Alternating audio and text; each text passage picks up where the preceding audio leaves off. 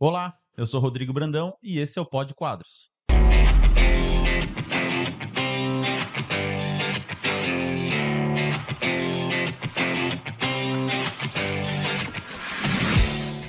O Pod Quadros é um podcast jurídico aqui do Martins e Quadros Advogados Associados e onde a gente busca tratar sobre assuntos relacionados à sociedade, assuntos políticos, jurídicos, enfim, e toda e qualquer manifestação política, sei lá, opinião que eu imprimir aqui é de minha livre, espontânea vontade e responsabilidade, não imprimindo, portanto, uma necessidade de ser também uma posição do escritório.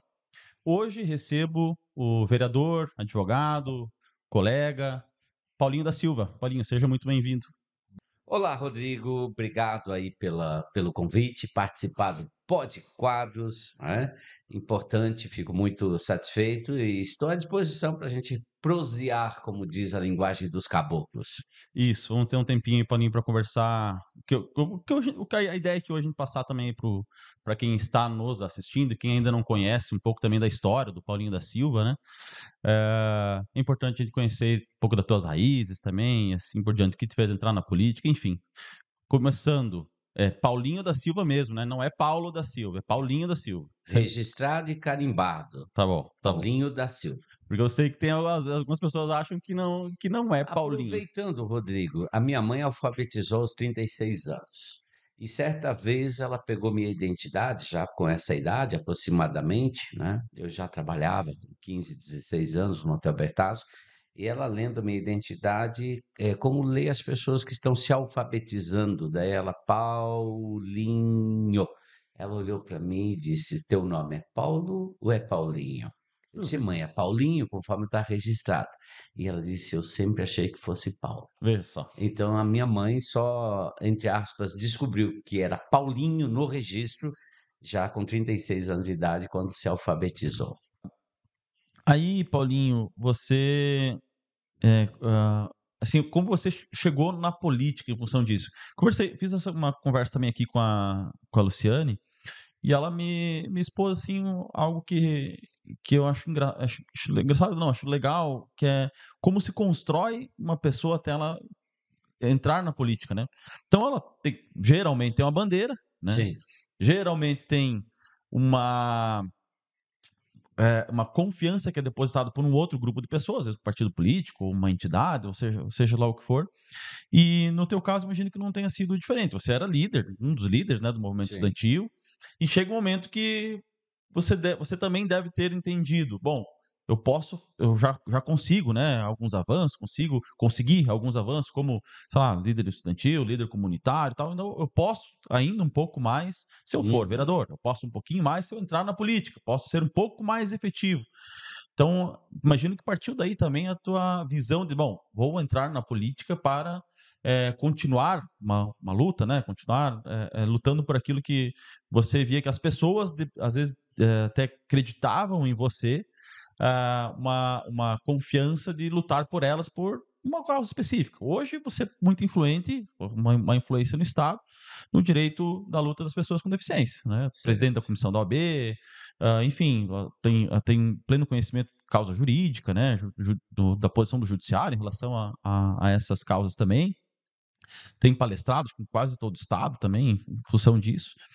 Ah, essa foi também uma das bandeiras que te fez, ou em que momento você vira essa chave, bom, eu vou ingressar na política? Você já tinha essa ideia lá como estudo com acadêmico, né, como líder estudantil? Não, eu acho que tá carente a política disso, daquilo, Sim. pretendo entrar na política para isso. Então, Rodrigo, quando eu entro no movimento estudantil, nunca sonhava em tornar-se parlamentar, vereador ou algo do gênero. Mas no processo da luta do movimento estudantil, quando eu falei que nós participamos da elaboração da Lei de Diretriz de Base, a gente percebia que todo o debate, e no final das contas, quem ia deliberar, os deputados federais e senadores. Quando a gente, enquanto movimento estudantil, luta pela minha entrada em cinemas, teatros, eventos esportivos aos estudantes, e Santa Catarina, na minha gestão, foi a primeira lei aprovada a nível estadual no Brasil, nós percebemos que tinha uma relação direta com os deputados estaduais, depois uma relação com o então governador Kleinbing para sancionar a lei da meia entrada. Quando discutíamos verbas, recursos, ou quando havia as greves do magistério, que nós participávamos, acompanhávamos, tinha uma relação direta com deputados. Tinha que negociar, tinha que ir para a Assembleia Legislativa, tinha que ir para a frente do Palácio do Governo. Então, o movimento em si, ele vai tendo uma relação com as instituições e com o poder. É essa a verdade. Então, eu fui filiado já desde cedo no PCdoB, e não é que eu tinha essa intenção, mas ao longo do tempo, as discussões partidárias partem do seguinte: nós precisamos também ocupar os espaços institucionais para conseguir ganhar força, musculatura, para alcançar os direitos dos estudantes, dos trabalhadores, dos movimentos sociais, das mulheres, das pessoas com deficiência. Acaba sendo uma consequência. E como você se torna um líder conhecido, assim como a deputada Luciane Carminati, chega um momento que as pessoas acreditam, dizem, olha, você deve ser nosso representante para ter essa voz lá no parlamento, né? Então, quando eu me formo já, em 98, disputa a primeira eleição para deputado estadual. Em 2000, eu me elejo o vereador mais votado em Chapecó. De 300 e poucos candidatos, eu fui o que mais recebi votos em 2004, segundo mais votado de todos os candidatos em Chapecó. Sempre me elegi, estou no quarto mandato, com expressivas votações. Agora, em 2024, me elegi com a terceira maior votação de Chapecó e estava fora do ambiente político, partidário, institucional por 8 anos. Nesse período, trabalhando muito fortemente na Associação dos Moradores, porque eu acredito que as conquistas da sociedade, ela se dá pela organização, pela participação social, não há outro caminho. Eu participo da Associação dos Moradores do bairro onde eu resido, já fui presidente há mais de 20 anos. Assim que, também enquanto cidadão com experiência, mesmo não estando no parlamento, não ocupando nenhum cargo institucional, por conta de ter um filho na condição de autista, nós percebemos de que era preciso lutar pelos direitos das pessoas com deficiência, muito mais do que eu já fazia anteriormente, que eu sempre também tive um envolvimento com os movimentos. Claro que agora, aqui, na situação concreta, eu tenho um filho na condição de autista. Então, nós, pais e mães em Chapecó e profissionais, resolvemos fundar a Associação dos Amigos, dos Pais e Amigos dos Autistas, que Sim. fizemos em 2014, há 11 anos. E aí, num processo progressivo de palestras, reuniões, atividades, e todas as nossas reivindicações, professor de apoio em sala de aula, transporte acessível às pessoas com deficiência, tratamento e terapias para as pessoas com deficiência, terapeuta ocupacional fono, tudo isso tem uma relação direta com o quê? Com órgãos públicos. Secretaria Municipal de Educação, de Transporte, de Saúde, E como é que está Secretaria a atuação Estadual da AMA e hoje? assim por diante. Então foi que nós fazíamos organizamos e fazíamos tão somente palestras e dialogar. Olha, precisa capacitar os professores para atender esse público que está Mas vindo. isso tudo, toda essa percepção que você passou a ter foi, evidentemente, também com uma vivência tua diária a partir do nascimento do Dudu, né? A partir Sim, do descobrimento da condição de autismo, né? Do Dudu. Imagino que tem isso. Então, você foi exatamente. sentindo também quais eram as deficiências do Estado, né? Dos serviços públicos, em relação a atender as necessidades. Não só Uhum. bom, você já era um líder, né? Um líder assim da comunidade, enfim, político, já estava na condição de vereador, já tinha passado pela condição de Sim. vereador. Uhum. E então também imaginando que, bom, existem outras que eu imagino, né? O vereador deve receber demandas diárias, né? Com Eu sei que certeza. você é muito ativo lá na Câmara de Vereadores, está Sim. sempre disponível lá, enfim. Então também imagino que, a partir de uma vivência que você tinha como pai, né? Também passava a ter algumas reclamações ou algumas reivindicações de outras pessoas. E a partir disso, você então também passa a construir uma condição que hoje é ser referência nesse assunto, né? Ah, é um pouco da percepção que eu também tive com a Luciane, que já que a gente tocou nesse assunto, de que a pessoa vai vendo que consegue fazer um pouco mais se tiver. Não, se eu for vereador, eu consigo fazer um pouco mais. Sim, com Se eu certeza. conseguir ser, ou estar numa condição de ser um deputado, eu consigo fazer ainda mais. E Uhum, assim por diante, né?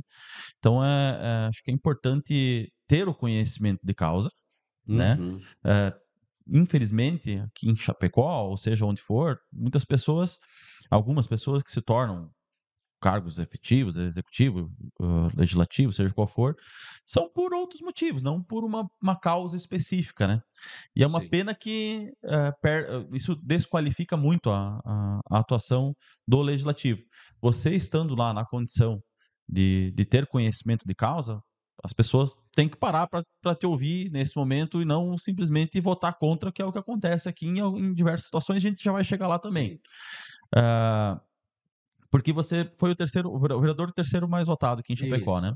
Mas está inserido numa Câmara de Vereadores que tem a maciça eh, forças, vamos dizer assim, né? Maciça representatividade da situação, que é a do prefeito João Rodrigues, que é um prefeito muito bem articulado, ele transita em diversos setores, tanto no empresarial, mas também as pessoas mais pobres, as pessoas mais carentes, ele tem esse carisma, Sim, tem. as pessoas, ele cativa as pessoas por isso, né? Não Uhum. estou dizendo que é um elogio nem que é uma crítica, estou falando que é uma Certo. realidade Sim. a partir do como ele utiliza redes sociais e tudo mais. E como que é atuar na Câmara de Vereadores justamente nessa situação, de você ter conhecimento de causa, você saber do que você está falando, tem experiência em casa, mas também tem experiência por estudo, pelo posicionamento judiciário também, Uhum. de processos judiciais, e às vezes propor demandas nesta área e simplesmente ver os projetos serem votados contra, porque é da oposição. Eu ainda acredito que boa parte, dos direitos das pessoas com deficiência é no processo de judicialização, tá. Porque as concepções, do governo local, e não só do governo local, está muito longe de entender a inclusão das pessoas com deficiência verdadeiramente. Então, passa por várias situações.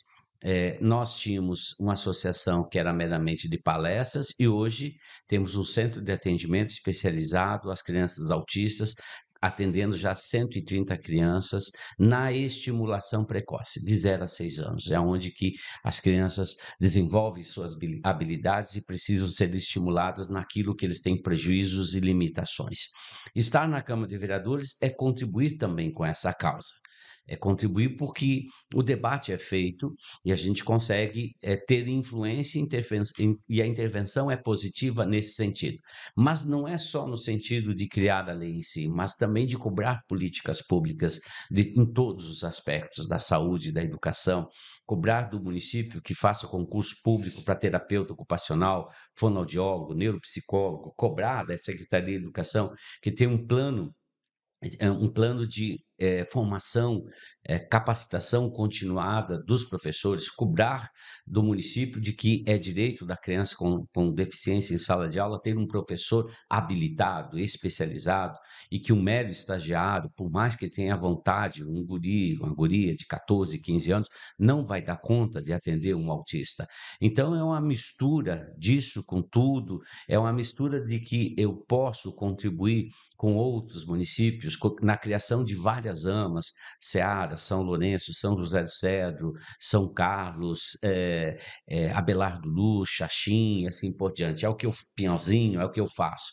O que a gente pode continuar contribuindo é com palestras, eventos, diálogo, muito diálogo, né? Porque a definição da Convenção Internacional dos Direitos das Pessoas com Deficiência diz que a responsabilidade pela inclusão, ela perpassa a pessoa com deficiência. Ela está da responsabilidade da sociedade de nós, quebrando barreiras de preconceito, discriminação, do mundo do trabalho, das pessoas serem incluídas, mas também ser entendido a sua condição e as suas limitações. No mundo, da educação, da mesma forma, ou seja, a quebra de barreiras depende da sociedade. A sociedade é que tem que garantir a inclusão das pessoas com Sim, processo deficiência. educacional também, né. Também, muito forte. Então, a vida ela tem esses entrelaçamentos, né, da política, né, evidentemente que, no ponto de vista de uma Câmara de Vereadores, é uma relação difícil, porque, eu estou numa condição de vereador com autonomia, independência e que cobra muito. Não devo favor ao prefeito, por mais que tenha uma administração com todas essas características positivas que você citou, mas no campo social é muito retrógrado, não é problema, não tem uma casa minha casa minha vida, habitação popular não existe na cidade de Chapecó, temos problemas gravíssimos na questão, da preservação do meio ambiente, de condições de vida melhor para o seu povo, e na área das pessoas com deficiência ainda tem muito que avançar, muito, tem concepções ainda, capacitistas, desrespeitosas, discriminatórias, então, é uma mistura de advogado, presidente da Comissão de Direito das Pessoas com Deficiência, DOB, em Santa Catarina, mistura de Paulinho, pai de um autista, de militante da causa das pessoas com deficiência. Então, hoje o trabalho basicamente é isso, né? É a gente buscar a efetividade dos direitos das pessoas com deficiência em todos os aspectos, político, social, judicial, né? Que é Sim, os caminhos e as ferramentas que se tem. tá. Legal. E Paulinho, você foi candidato a deputado estadual, né, já, 2 vezes? 2 2 vezes, vezes. Foi candidato a prefeito, em 2008. também. E hoje você está na condição de vereador. Vamos falar um pouquinho sobre o futuro, o que que o Paulinho tem reservado aí para o futuro político? Eu digo para ti, Rodrigo, o seguinte: quando eu fiquei presidente da AMA, eu conversei muito com a minha esposa Marilei, ela disse: "Paulinho, mas tu já contribuiu tanto, por que esse envolvimento, ser presidente da AMA?" Eu disse: "Olha, a gente tem que contribuir com a sociedade." Eu nem pensava em voltar a disputar eleições, né. Nós estamos aqui e a gente tem que deixar um legado. Neste momento, eu quero que as famílias não passem o que nós passamos, que nós não tínhamos, um diagnóstico super tardio do Eduardo, com 12, 13 anos, quando que a quando que, o campo médico, já consegue com 1 ano, identificar as características, já começa todo o processo de estimulação. Quanto mais tarde você estimular, mais dificuldades essa criança vai ter. Se tem o nível 1, ela pode ir do nível 1, que é o nível, digamos, mais leve, para mim nada é leve no autismo, pode ir para o nível 2, que é um nível moderado, e até chegar no nível grave.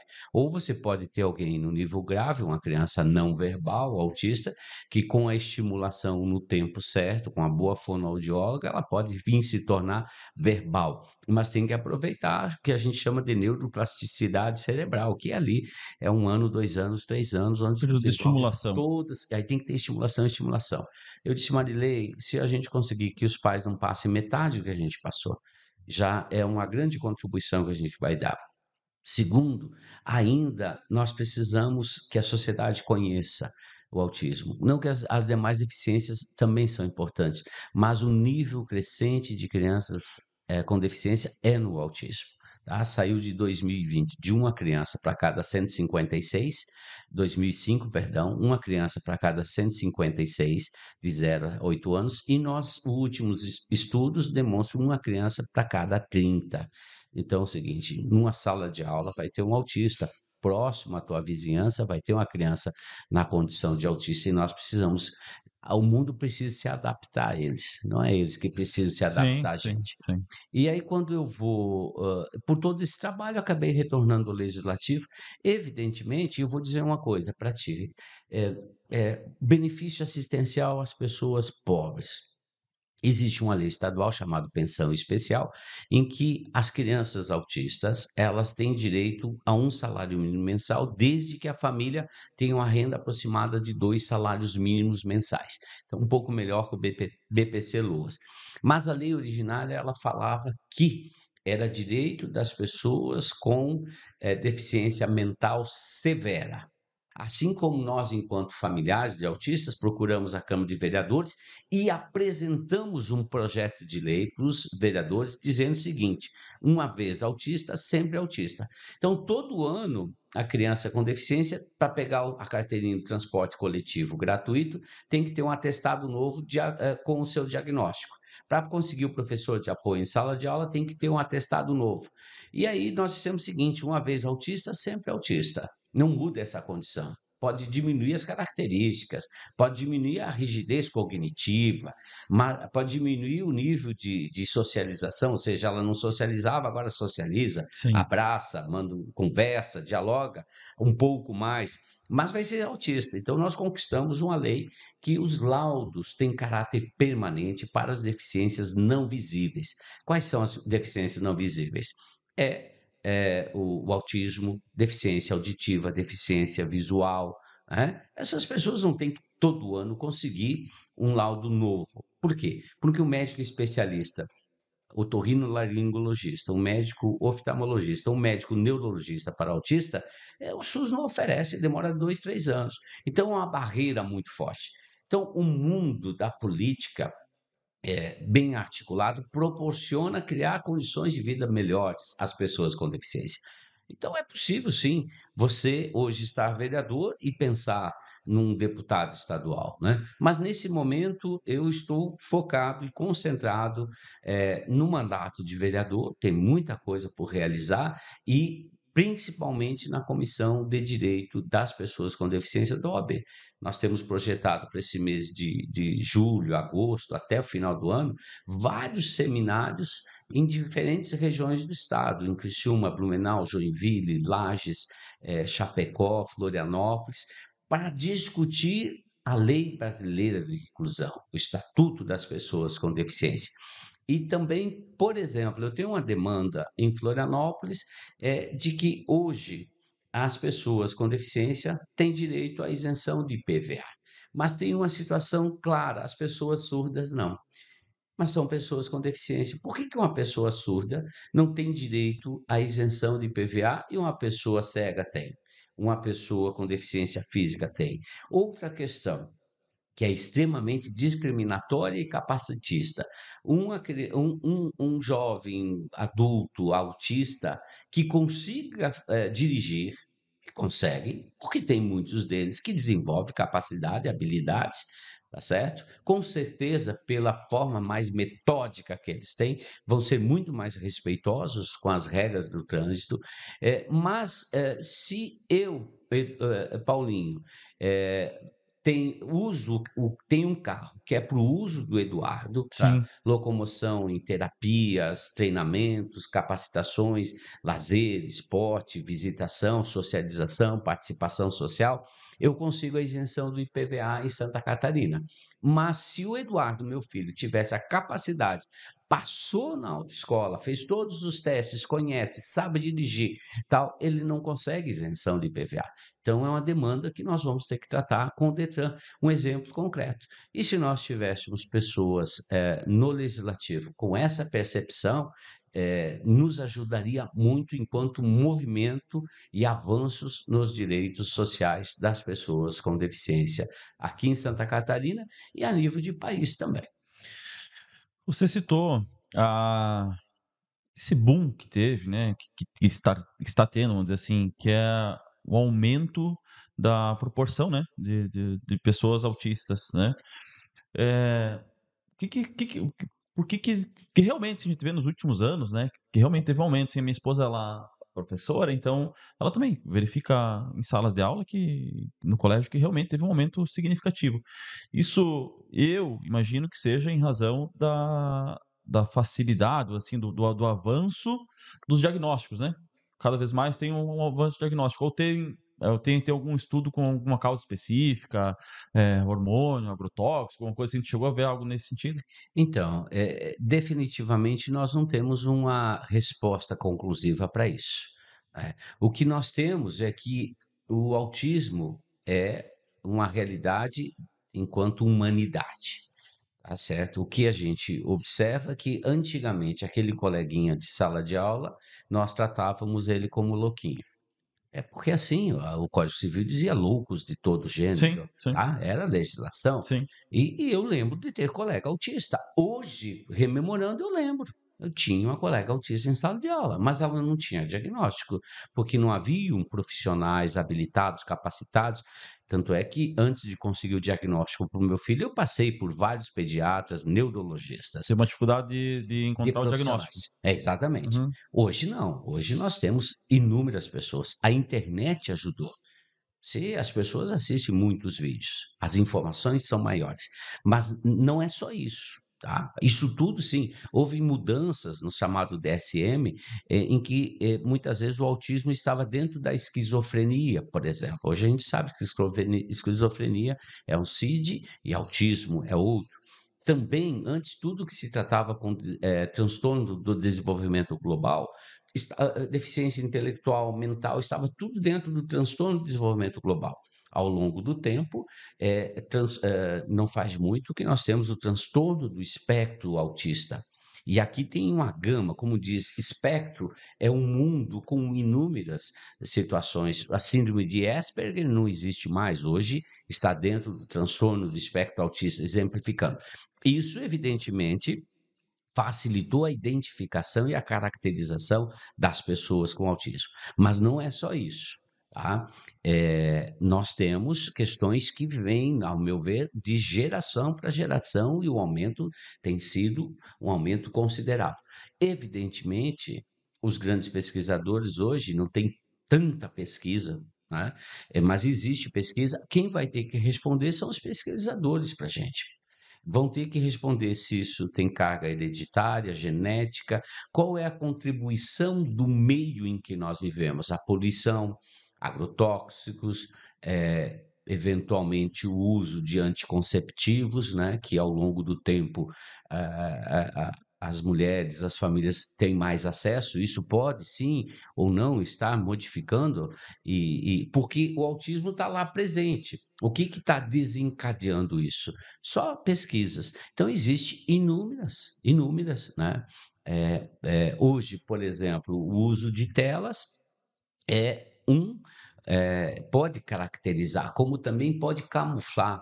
Às vezes, uma criança que fica excessivamente nas telas, ela vai viver esse mundo, não vai socializar, não vai mais brincar na É, rua, não vai aí fazer é mais futebol. difícil que os pais consigam identificar que tem alguns Mas traços que pode ser. exato, mas aí começa, essa criança não sai do quarto, essa criança não brinca com ninguém. Ah, é autista. Não, para aí. Você tem que ter N caracterizações, tá certo?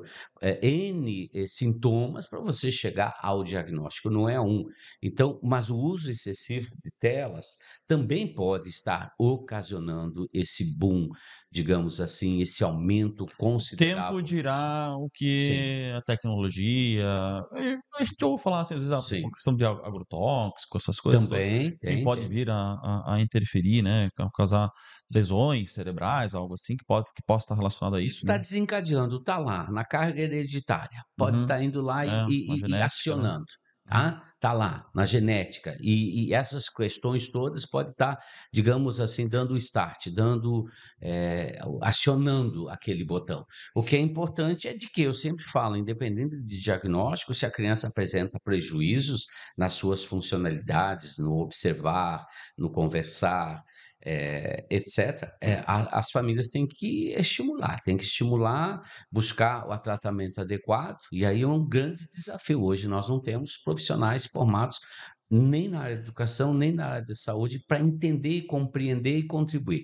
É meio que assim, estamos sendo levados por esses números enormes, por exemplo, PIB, o censo do IBGE divulgado esse ano, 2025, identificou que o Brasil tem 2.400.000 crianças com autismo.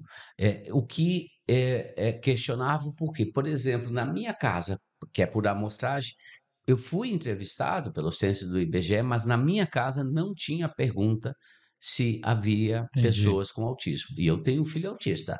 e ela não podia, no momento, a mulher que estava fazendo o censo, colocar essa resposta, porque na minha casa, por amostragem, essa pergunta não existia. Então, já tem uma noção.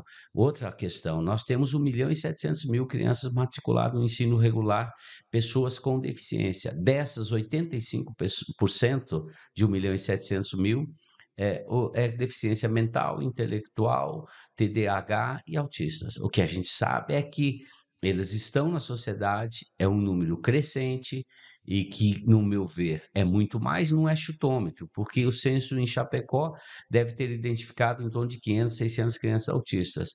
E nós, sabidamente, nós temos de que na rede pública municipal e estadual, somente em Chapecó, tem 850 crianças matriculadas em 2023. 2023. Então, matriculados. Então, tem todos aqueles que estão na rede pública particular, tem aqueles que já deixaram a escola. Então, aqueles que nem estão na escola, muitas vezes não conseguiram vaga na creche, aqueles dezenas e dezenas e centenas que ainda não fecharam o diagnóstico. Então, o número é muito grande. É por isso que é importante, como você bem citou, né, a internet, as informações hoje elas estão mais difundidas, isso é uma forma boa de utilizar a internet para saber também, para que os pais se atentem, né? Os pais, professores, educadores, principalmente, né? Também o pessoal da saúde, enfim, se atentem e busquem se especializar cada vez mais para conseguir esse diagnóstico precoce, que eu entendo que é fundamental para conseguir fazer com que essa criança, né? eh, consiga ser inserida na sociedade da melhor maneira possível, né? Então, Sim, é importante também por isso que é importante, eu acho que essa é a principal luta, né? É um processo educativo, mas do coletivo, né? A sociedade precisa estar inserida nesse processo educativo para certo. conseguir ah, ah, fazer com que essa pessoa seja inserida na sociedade da Uhum. forma que deve ser. E imagino que nós mais ou menos uma crença minha, né, de acreditar que a gente vai daqui para frente continuar avançando, né, nesse ponto para conseguir fazer cada vez mais que os autistas, enfim, também que as pessoas com deficiência sejam respeitadas, né, e se tenha essa compreensão de que há uma obrigação nossa, enquanto sociedade, de fazer com que as pessoas sejam inseridas na sociedade, né. Paulinho, eh, fica à vontade aí também para fazer os teus pontos, as tuas colocações finais aí, o que você quiser. Fica um tempo livre também para Certo. passar o teu recado final, né? Então, Rodrigo, só tenho a agradecer a tua dedicação, o teu trabalho, né, em trazer essas informações.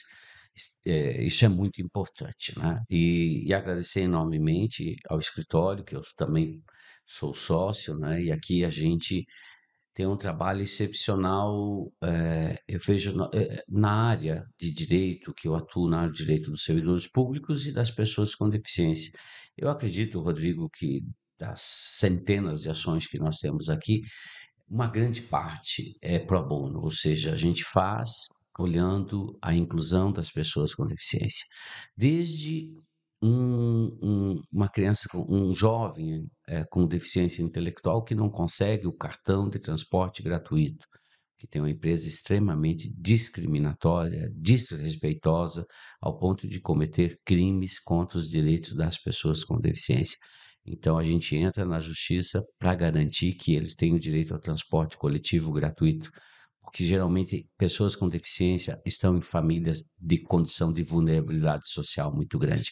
Eu, Paulinho, consigo ter, inclusive, uma pessoa em casa que possa levar o Eduardo na academia, na fisioterapia, na fonoaudiólogo, no curso dele, mas a ampla maioria da sociedade não tem. Nós temos um compromisso muito social enquanto Martins de Quadros, muitas e muitas ações para conseguir um terapeuta, um fonoaudiólogo, um psicólogo, um médico neurologista, para conseguir um professor de apoio em sala de aula, para reduzir a jornada de trabalho do pai, da mãe que tem um filho na condição de deficiência, que ela possa se dedicar estar presente em casa, porque a carga emocional é muito forte, né? Pessoas que estar estar no dia a dia, principalmente daqueles autistas, que têm uma rigidez cognitiva muito alta ou mesmo uma pessoa, né, esquizofrênico, deficiência intelectual, mental, ou uma criança que não tem mobilidade garantida. Então, digamos assim, isso toma uma energia muito forte. Nós precisamos criar condições de cidades com calçadas acessíveis, transporte com rampas de acesso às pessoas com deficiência, às pessoas de baixa mobilidade. Então, tu vê que nós temos, Rodrigo, um caminho muito grande enquanto sociedade e humanidade. É um caráter humanístico nós compreendermos as necessidades e as diferenças dos outros. E a informação, ela é determinante. Quanto mais informação, menos preconceito.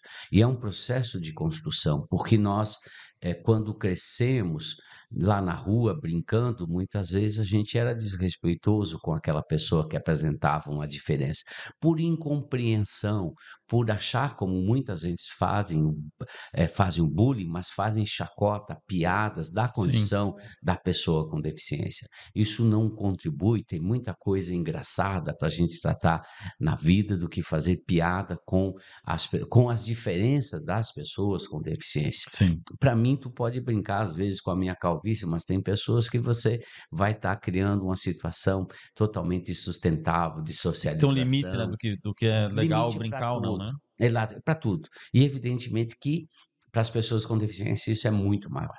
Então eu fico muito feliz, agradeço a ti, ao escritório Martins de Quadros, obrigado pelo tempo disponibilizado, obrigado por esse bate-papo e um grande abraço a todos. Nós que agradecemos, Paulinho, também as redes sociais e tal, agenda, onde é que o pessoal acompanha?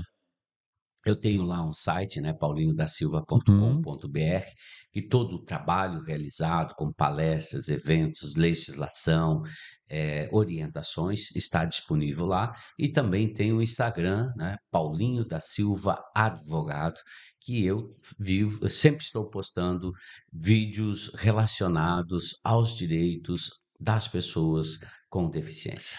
A gente que agradece por você ter aceitado o convite, agradece também por todo esse trabalho que você faz, o teu papel perante a sociedade, né? Eu, enquanto sociedade, aqui também agradecer por toda essa concepção de mundo que você tem, por tudo que você tem feito na Câmara de Vereadores, mas também como líder comunitário, como advogado, combatente, como presidente da comissão da OAB, que é, enfim, é como sociedade mesmo, que a gente precisa te agradecer, porque essas pessoas, né, conseguissem utilizar do poder que tem, poder que eu digo de influência, seja Sim. de rede social, seja do cargo que ocupa, seja o que for, para praticar coisas boas, assim como você faz, tenho certeza que nós, de fato, construiríamos uma sociedade melhor, e utilizaríamos desses segmentos, né, para o que realmente importa, que é construir uma sociedade mais justa, mais igualitária, inclusiva.